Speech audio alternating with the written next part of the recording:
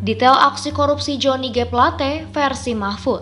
Bukan pidana biasa, keluar 10 triliun rupiah. Menkominfo Johnny G. Plate resmi jadi tersangka kasus dugaan korupsi Base Transceiver Station atau BTS Bakti Kominfo. Setelah jadi tersangka pada Rabu 17 Mei 2023 lalu, Johnny G. Plate langsung ditahan di Rutan Kejaksaan Agung. Menko Polhukam Mahfud MD pun angkat bicara soal aksi korupsi Johnny G. Plate. Disebutkan bahwa proyek BTS tersebut sudah dimulai sejak tahun 2020 lalu dengan anggaran dana mencapai triliunan rupiah. Simak penjelasan kronologi aksi korupsi Johnny G. Plate versi Mahfud berikut ini.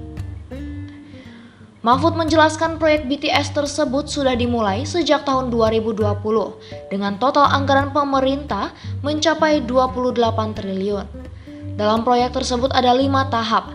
Yang pertama adalah ditargetkan rampung pada akhir 2022 dengan total 1.200 tower BTS.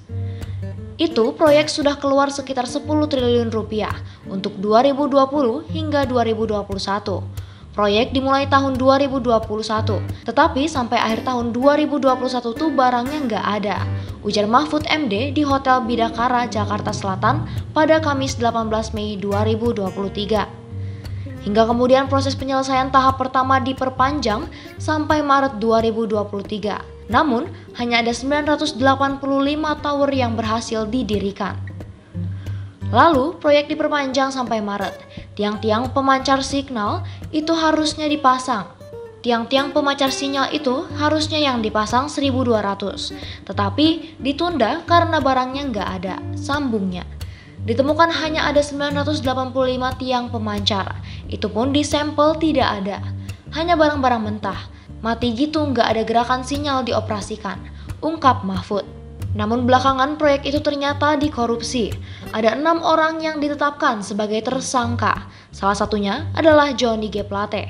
Penyidik menemukan bukti keterlibatan Johnny G. Plate. Walau begitu, bukti apa yang dimaksud serta dugaan keterlibatannya belum diungkap ke publik.